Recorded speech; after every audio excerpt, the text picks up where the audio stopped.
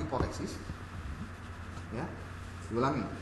Di penelitian kuantitatif, hipotesis itu harus dibuktikan. Tetapi di dalam penelitian kualitatif, hipotesis itu menjadi dasar melakukan penelitian. Bedanya itu. Nah, sekarang kita masuk pada penjelasan apa?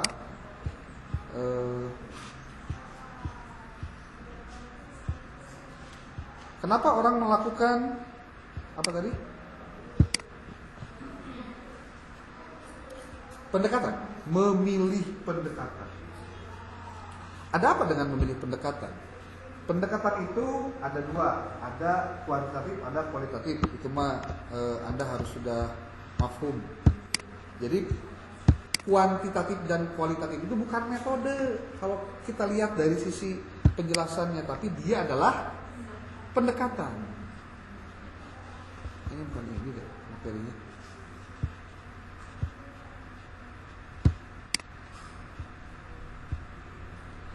Nah, maka penjelasan berikutnya terkait dengan pendekatan itu, kita harus tahu dulu bagaimana penjelasan tentang penelitian, tentang kuantitatif, tentang kualitatif, sehingga kita bisa menentukan apa sih yang harus kita pilih nanti kalau penelitian.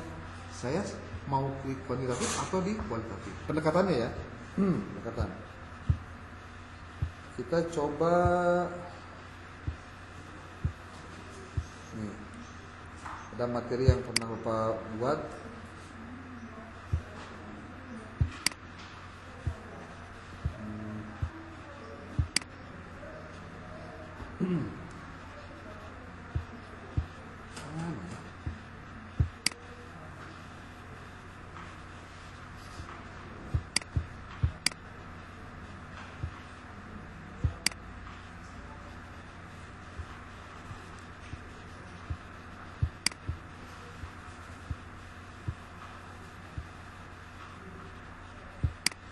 Apa saja sih yang harusnya dibahas oleh kelompok 3 ketika menuliskan materi tentang memilih pendekatan? Kita akan lihat dari sisi pengertiannya dulu. Apa itu definisi pendekatan, penelitian, dan peran pentingnya dalam menentukan metode, strategi, dan hasil penelitian. Jadi dari penjelasan ini bisa diketahui bahwa ketika kita menentukan pendekatan yang mau dipakai, berarti itu fungsinya untuk menentukan metode yang dipakai, strategi yang digunakan, dan hasil penelitiannya seperti apa. Bapak jelaskan dulu ya. Nungarana penelitian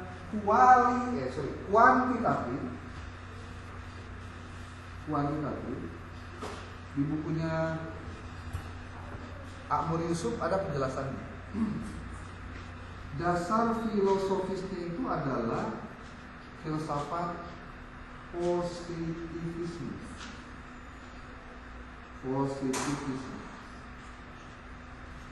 Yang namanya positivisme itu mengukur kebenaran berdasarkan ukuran. Kalau ada ukurannya, menentukan kebenaran itu jika ada kriterianya. Itu apa? Kualitatif. Kalau di kualitatif, yang namanya cara berpikirnya itu menggunakan pendekatan konstruktivisme.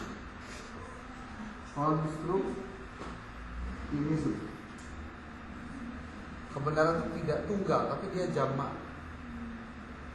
Maka yang dicari adalah makna di kualitatif.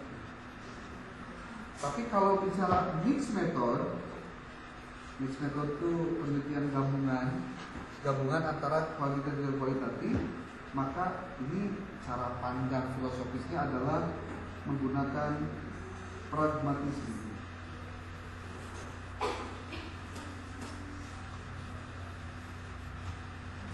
Nah, lihat, pendekatan kuantitatif fokus pada pengukuran, ada analisis statistik, dan menggunakan data numerik, angka-angka. Di antara contoh pendekatan kuantitatif, jenisnya ada survei, eksperimen, dan atau analisis data sekunder. Kalau di kualitatif, dia fokus pada eksplorasi mendalam terhadap fenomena, memahami konteks dan analisisnya naratif. Maka alat pengumpul datanya pun wawancara, observasi partisipatif, dan atau studi kasus. Kalau di kuantitatif ini eksperimen, uji coba. Kalau uji coba ada hasil sebelum uji coba, ada hasil setelah uji coba. Dilihat, nah kan gitu angka-angkanya. Kalau mixed method, kombinasi dari pendekatan kuantitatif dan kualitatif untuk memberikan pandangan yang lebih komprehensif. Kuantitatif ada kelemahannya, kualitatif ada kelemahannya. Apa kelemahan-kelemahannya? Kuantitatif itu keunggulannya dulu. Dia bicara saklek karena bicaranya angka. Saklek tuh jejeg si variabelnya, teorinya sudah fix dan tujuannya juga sudah jelas. Itu kuantitatif. Tapi kelemahannya, kuantitatif itu tidak melihat latar belakang kenapa si responden atau si sampel dia menjawab A, menjawab B, menjawab C, menjawab D, nggak tahu. Pokoknya mah naon jawaban no aya dina angket eta diambil. Makanya generatif berdasarkan jawaban angket. Kalau pakai angket. Tapi di kualitatif tidak bisa gitu. Bisi kejadiannya. Contoh, ada siswa sedang diukur capaian hasil belajarnya. Digunakanlah tes. Pas tes ternyata hasilnya goreng. Padahal budak nggak pintar. Selidik punya selidik. Malam tadi dia begadang karena dia harus nungguin ibunya di rumah sakit. Tapi tengah pakai heula, saya nawe saya ayah. Nilainya jadi goreng. Pas diukur teh, nilainya jadi goreng. Contohnya, jangan kaget. Kalau dalam penelitian kuantitatif mah teu ditinggali maneh pinter teh tempo mah jawabannya ukur. Lamun di kualitatif enggak, dicek dulu. Hasilnya ternyata buruk. Kenapa jadi buruk? Ditanya, diwawancara akhirnya. Maka hasilnya itu juga intinya di pemaknaan. Maka apa kriteria memilih pendekatan penelitian? Kita lihat dari tujuannya. Berarti penelitian itu sangat bergantung pada tujuan kamu apa. Pak, saya pengen tahu secara mendalam ini kenapa ya? Contoh ya, kita yang paling ya masalahnya. Pak, saya pengen tahu mahasiswa semester 7 PA itu kenapa ya pada telat masuk. Nah, kalau di kuantitatif, kamu bikin angket, ya, terkait disiplin, terkait waktu tergantung variabelnya. Bagian yang 47, siapa? Ketika 9 kan bagikan. Kayaknya awan yang rajin, awan malas untuk buku, kan kali isi. Kayak hasil nggak ada awan. Kesimpulan, penting begitu. Tapi kualitatif nggak begitu. Si respondennya, kalian ini, itu diklasifikasi dulu. Nah, kita akan bagi per wilayah. Ada wilayah Parung Kuda, ada wilayah Cicurug, ada wilayah Cibadak, ada wilayah di luar Parung Kuda, Cicurug, Cibadak. Itu pun setelah dideteksi dulu jumlah penduduk pantai, lokasinya di mana? Di kecamatannya. Tapi kadang-kadang ketika di kecamatan anu deket jeung Parung Kuda, padahal nanti Cicurug kan deketnya lain kan Cicurug sebenarnya, tapi kan PK mana Parung Kuda. Seperti halnya anu Cibadak, deketnya mah ka Parung Kuda sebenarnya mah, dan Cibadak apa jauh begitu, kan sudah beda. Maka pilihannya jaraknya. Kalau kamu mau berdasarkan itu nanti ada klasifikasi. Lamun dina kualitatif, KT dilihat. Di Parung Kuda ambil 1 atau 2 orang yang diwawancarai. Dari Cicurugnya ambil 1 atau 2 orang diwawancara. Ini juga seperti tidak semua. Pengambilan sampel baik dalam penelitian kuanti dan kuali adalah hal yang diperbolehkan. Karena ketika seluruh respondennya dilakukan proses yang sama, itu pasti biaya gede. waktunya bakal hilang, jeung merepotkan. Contoh, bagaimana ingin mengetahui hari ini orang Indonesia pakai celana dalam bakal naon, teman? Se-Indonesia KB disurvei, nah KB. Makanya dicarilah apa? Sampelnya. Apa itu sampel? Perwakilan dari populasi. Kalau di sini ada 39, diambillah 10. Nah, 10 itu jadi sampel. Tapi pengambilan sampel itu ada tekniknya. Itu sama comot itu bisa diklasifikasi. Bisa, kalau tadi nih kasusnya ini bisa diklasifikasi berdasarkan jenis kelamin. Kita ada kesimpulan dia bahwa perempuan jauh lebih rajin daripada laki-laki di kelas ini. Hasilnya berdasarkan laki-laki. Kita dibagi antara mana yang perempuan dan yang laki-laki. Gitu. Jadi kuantitatif itu nanti variannya banyak. Bahkan kalau mau dihitung varian berdasarkan umur juga bisa. Tentu nanti pada saat penelitian akhirnya ada penjenjangan umur, ada penjenjangan berdasarkan lokasi, ada penjenjangan berdasarkan kegiatan atau aktivitas dia. Apakah dia sudah bekerja, apakah tidak? Itu juga akan berpengaruh terhadap kenapa dia aklamasi kan gitu benar. Latar belakang juga banyak nanti itu. Tentu ini tergantung dari kecerdasan si peneliti dalam merumuskan apa yang akan dia tanyakan. Pada akhirnya nanti didapatkan kesimpulan yang sifatnya saintifik. Lain kejep senang, tapi saya pun harus melakukan itu, melakukan penelitian. Persoalannya, apakah si narasumbernya atau kalian yang jadi respondennya itu mengisi jujur atau tidak? Apakah oke? Nah, kan gitu. Nah itu kelemahan di itu salah satunya itu. Kita nggak pernah tahu si responden itu dia jawab benar apa enggak sih? Apa berdasarkan hati nurani atau enggak? Dijawab berdasarkan fakta atau tidak? Tapi kalau dia betul saudara, dan itu berpengaruh juga. Tapi sekali lagi kualitatif tidak melihat itu. Kalau kualitatif enggak diwawancara tentu saja. Kenapa? Mendalam wawancara terus digali. Bahkan kalau perlu diobservasi sebagai peneliti, kamu ngendong di mana? Hayang nyawa kudang jam sabaraha, salah subuh jam sabaraha. Ini teh jam sabaraha. Bener teh motorna teh paeh atau ban bebeus atau naon?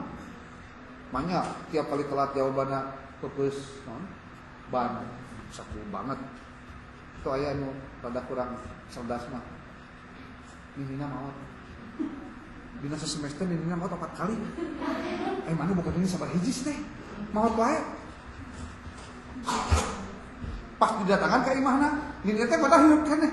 Ini bukan nyumput kenaon? Abdi geus ngomong ini teh geus maot. Kacau. Tapi da ngabohongnya kudu pinter atuh. Kira-kira bodoh jeung pohoan mah cek ngomong ulah dah. Resikonya gede sih teh. Anu geunah mah kumaha? Mending jujur we masalah. Jadi kudu ngapalkeun naon sih teh? Sok, di mana nu jujur kudu ngapalkeun? Biasa ngalir sih teh. Biasana nu kudu ngapalkeun teh kumaha? Nu ngabohong teh. Kira-kira otakna rada lemot ya, terus urang loba dosa lah kalau kasih loba poho, geus teu ngabohong sih teh. Karena nanti akan dikonfirmasi ada jawaban pertama dengan jawaban kedua, jawaban ketiga, jawaban keempat. Lamun teh nyambung kabeh. Bohong. Lalu kriteria memilih pendekatan itu apalagi sifat pertanyaan penelitiannya. Kamu lamun bertanyanya berapa banyak, sejauh mana, itu pertanyaannya cocok dengan pertanyaan kuantitatif. Tapi lamun pertanyaannya adalah kenapa sih kamu begitu? Kenapa sih? Bagaimana caranya? Apa yang membuat kamu begitu? Itu pertanyaannya kualitatif. Nah, tinggal pertanyaannya balik deui. Engke mana rek penelitian kira-kira naon rek ditanyakeun. Tapi lamun pertanyaanna mana dina satu semester ayeuna geus sabaraha kali bolos? Contohna. Eta nanya naon tah? Nanya jumlah. Oh, iya mah nanya kuantitatif. Itu. Kriteria memilih pendekatan penelitian yang ketiga adalah jenis data yang diperlukan. Pemilihan pendekatan berdasarkan jenis data. Ada numerik untuk kuantitatif, naratif untuk kualitatif. Biasanya pertanyaan-pertanyaannya seputar hal-hal yang sifatnya bertanya tentang angka. Nanti kamu bisa lihat di contohnya Schwarzschild itu ada contohnya. Contoh apa? Sebenarnya angket kayak gimana, bertanya tentang apa, ada penjelasannya di situ. Nah, yang keempat, kriteria menentukan pendekatan penelitian adalah ketersediaan sumber daya. Maksudnya kumaha? Waktuna mepet atau henteu, lila panjang atau pendek. Terus anggaranana aya henteu. Sabaraha. Terus akses ke subjek penelitian yang bisa mempengaruhi pendekatan yang dipilih. Kade. Kalau kamu mau wawancara karena penelitiannya kualitatif, karena embung kuantitatif contohnya. Cek heula, engke si kepala sekolahna bisa diwawancarai ku urang. Terus manehna ari maneh sorangan, kamu sendiri sebagai mahasiswa punya mental kuatnya kalau nanti ada apa-apa di perjalanan wawancara. Ari kira-kira eraan dusun aja teu bisa ngomong mah. Engke pas ari wawancara teh.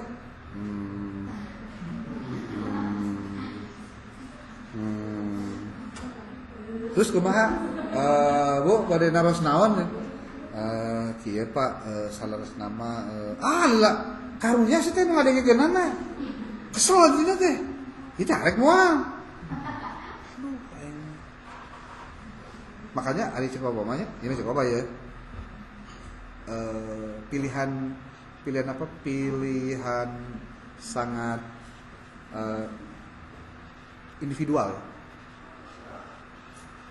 Mending penelitiannya di kuantitatif. Kunaon sababna? Sebab kuantitatif mah kamu teu kudu riweuh. Variabelna geus aya, tinggal neangan teori-teori. Indikatorna geus aya, tinggal neangan item-item pertanyaanana. Dan tujuan kamu adalah membuktikan hipotesis. Dan itu lebih mudah. Kenapa? Karena lamun tema ternyata tidak terbukti, sudah berarti penelitian kamu tidak terbukti. Sudah, hanya membuktikan itu aja kok. Nanti diketahui seberapa persen pengaruhnya X kepada Y. Oh, persentasenya sekian. Kalau ini karena akibat dari pengaruh variabel X. X-nya berpengaruh sekian persen. Nah, sisanya adalah faktor-faktor lain seperti A, B, C, D. Ini aja, nggak ribut. Cuma nanti kerepotannya ketika kamu ditanya tentang statistiknya. Dari mana kamu dapat angka ini? Benar nggak datanya seperti ini? Coba Bapak pengen lihat kamu punya metadatanya. Coba hasil inputan dari angketnya mana? Oh, saya pakai Google Form Pak. Oke, coba bukakan Google Form-nya. Kemarin nggak bohong? Oh, ada Pak Google Form-nya? Oke, Google Form-nya ya.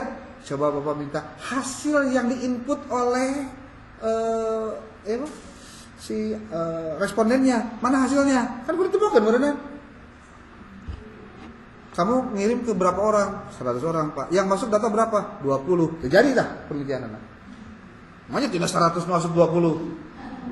Emang ada kemungkinan gitu data tidak masuk? Banyak kemungkinan. Persis seperti pada saat kamu ngabagikan angka fisik, contoh bahwa zaman poker kuliah ngabagikan angkanya fisik. Nah, contohnya, satu lembar ini teh bisa 12 lembar, gitu 15 lembar. Bagi ke, jadi budak teh ngusion gitu. Beres itu tarik deui. Nah, dari tarik itu lalu diinput hiji-hiji. Kan enak teh kudu. Asal budakna boga naon? Boga HP. Aya masalah, kok malah budakna teh boga HP? Berarti teh cocok kuantitatif tah. Oh, cocok wae, tapi di print out. Aya duitna ke fotokopi. Salembar sabaraha? 300. Satu angketna 10 lembar berarti 3.000. Jumlah siswana aya 100. 3.000 ke 100. Ah, keur fotokopi unggul. Bade. Nya mangga atuh.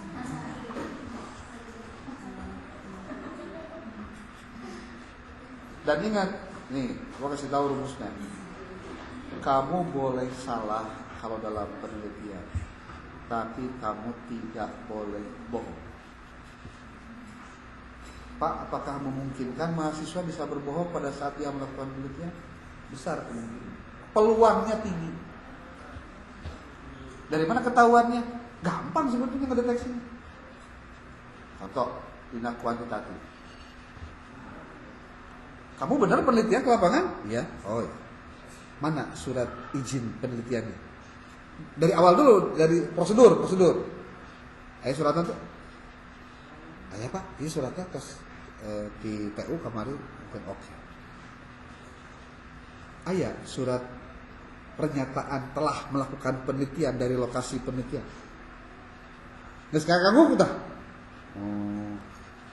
sama itu nyungun kenpangan tadi pasihan. Nah bisa bohong. Dari itu belum masuk ke substansi ya, baru cangkang. Nanya naon? Surat mana surat keterangan telah melakukan penelitian di lokasi penelitian yang ditandatangani oleh kepala sekolah atau wakil kepala sekolah bidang kurikulum atau oleh TU, terserah lah, pokoknya perwakilan dari sekolah itu. Minta contohnya, dua ada. Ada yang ketiga, mana instrumen penelitiannya? Kamu melakukan apa? Saya melakukan pembagian angket Pak. Oke, coba mana angketnya? Ini Pak ada. Oke, angket tak ayak ceritanya. Coba hasilnya mana? Ingat, hasilnya ada dua angketnya. Ada yang disebut dengan uji validitas dan reliabilitas. Untuk menguji angketnya, apakah angketnya itu bisa diandalkan dan valid atau tidak. Ya, ayah ternyata ayah, alhamdulillah ya.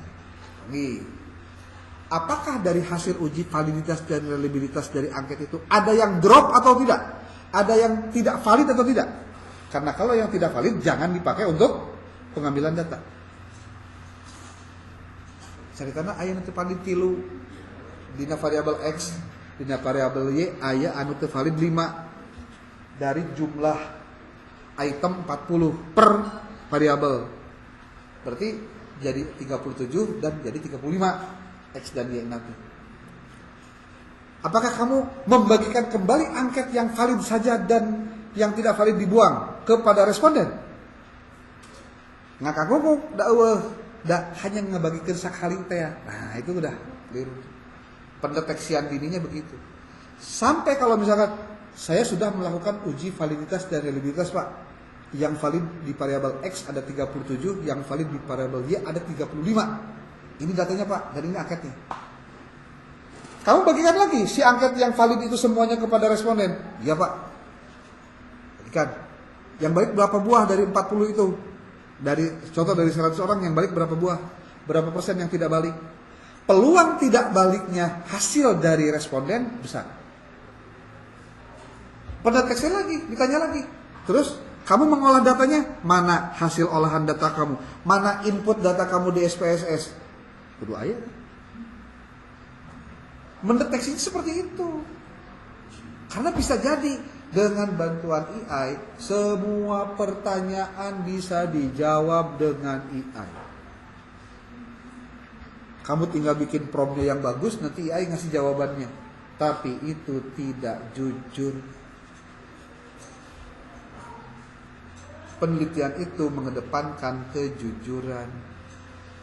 Jangan sebaliknya. Hanya gara-gara pengen cepat beres, kamunya berbuat curang. Bahkan tidak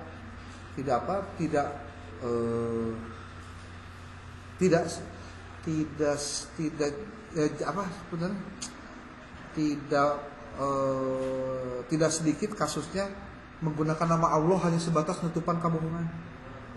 Kadang sumpah palsu itu masuk ibaratna kudu 3 poe 3 penting naon tah 3 poe puasa mun salamet kemarana.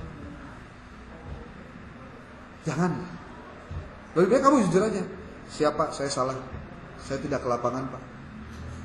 Kamu siap kalau harus ke lapangan lagi? Siapa? Saya perbaiki. Lebih baik kamu jujur begitu. Daripada kamu, saya sudah ke lapangan Pak, saya ketemu dengan A, ketemu dengan B. Ini ada fotonya juga Pak. Padahal semuanya hoax. Bohong. Jangan. Dan bagaimana cara untuk memilih pendekatan penelitian? Tadi mengidentifikasi masalah penelitian, menentukan pertanyaan penelitiannya, mengevaluasi keterbatasan metode. Artinya, apakah lebih baik kamu di kuantitatif atau kualitatif, itu nanti akan dipertimbangkan. Tapi saran di bawah tadi kayak menghayang kamu buru beres, yang buru beres ya, jangan bikin masalah nu kira-kira masalahnya memperpanjang usia kamu kudu jadi donatur tetap di STI Karisma. Kudu buru beres teh. Kumaha carana? Jadi ajarna kudu rada rajin muka bukuna. Identifikasi masalah penelitian, ti ayeuna dengan masalah penelitian. Tadi teh carana nu software tadi teh. Sok pakai. Minggu depan itu kamu harus sudah ya kan, memprint out hasil dari semua. Ini screenshot. Pak, saya memilih penelitian tentang ini. Kenapa? Karena berdasarkan 1, 2, 3, 4, 5 ternyata ini belum banyak diberikan. Ketika nanya kamu bicara penelitiannya mau saya di SMP 4, saya di SMA 4. Jadi lamun kamu dititah ngecek itu sebenarnya ada tujuannya supaya hasilnya nanti kamu jadikan sebagai bahan kamu untuk mempresentasikan bahwa saya sudah melakukan pengecekan terhadap artikel-artikel berdasarkan software-software ini dan ketemu bahwa ternyata bagian ini, variabel ini belum banyak dibahas oleh orang. Iya, Pak?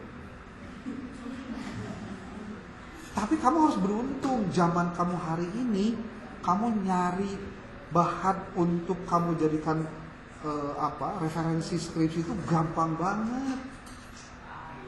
Zaman saya dulu mau cari referensi kudu ka UPI, kudu ka Unpad, kudu ka Uninus, kudu ka Unisba, bari naon naik Damri, cara aya Gojek hari itu mah. Lamun make ojek di TK, kamu hari ini tinggal duduk manis, cari-cari ketemu selesai. Makanya perlu untuk belajar lebih lanjut.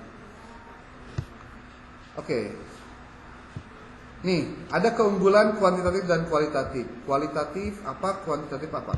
Kuantitatif keunggulan dalam menguji hipotesis dengan data besar, tetapi kelemahan dalam menggali makna yang mendalam. Beda dengan yang kualitatif. Kualitatif kekuatannya pada memberikan pemahaman yang lebih mendalam tentang konteks, tapi bisa sulit untuk digeneralisasikan. Tidak bisa dijadikan sebagai simpulan umum. Kalau kualitatif. Mixed method, fleksibilitas dan kekuatan komprehensif, tetapi lebih kompleks dalam perencanaan dan pelaksanaan. Sarua jeung nyieun skripsi 2 sebenarnya lamun mixed method mah. Karena ada referensi untuk bertanya tentang hal yang kuantitatif dan juga sekaligus kualitatif. Nih, contoh pemilihan pendekatan berdasarkan jenis penelitian. Ada pertanyaan dulu, mengapa pendekatan kuantitatif cocok untuk penelitian eksperimen? Ini pertanyaan-pertanyaan template biasa nih. Dan dalam penelitian apapun selalu ada yang namanya tantangan. Nggak ada yang tidak ada tantangannya. 1, kesulitan dalam menentukan pendekatan yang tepat. Ya memang prinsipabel, makanya kudu loba ngobrol, nanya. Lalu bagaimana menavigasi dilema metodologis jika hasil awal menunjukkan pendekatan yang berbeda dari direncanakan. Saya teh hayang teh kualitatif, mudah-mudahan jadi kualitatif. Pas dicek di lapangan, pas menentukan pendekatan, ternyata tidak seperti yang diharapkan. Artinya jadi kudu kuantitatif, itu juga jadi masalah. Kalau bicaranya tentang dilema metodologis, karena tidak bisa dipungkiri pemilihan metodologi itu juga terkait dengan preferensi atau kesukaan orang. Itu bisa dipungkiri. Oke, itu adalah bahan-bahan ketika membahas tentang pendekatan dalam penelitian. Ini adanya di bab 3 kalau di dalam skripsi, dan semuanya dipilih berdasarkan apa yang kamu jadikan sebagai pilihan kamu sendiri.